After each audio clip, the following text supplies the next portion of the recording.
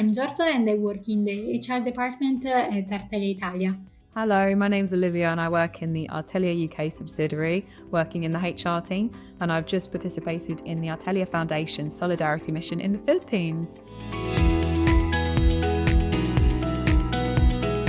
This year, I had the incredible opportunity to join an Artelia Foundation mission in the Philippines together with three of our colleagues from branches in France, UK, and Philippines.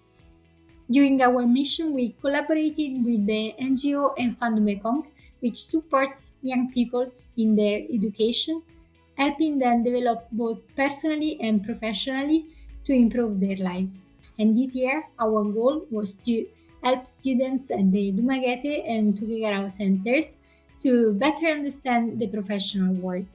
We guided them in defining their personal and career goals and provided them with tools to achieve their ambitions. It was truly inspiring to share experiences and different viewpoints with everyone. Every day, we were motivated by the dedication and commitment of the students who taught us the true value of community and the importance of building connections. It's absolutely inspired me and made me feel a lot more grateful for everything that I have and for the lovely company that I work for. The students welcomed us into their lives with open arms, and some even invited us to visit some of their family homes.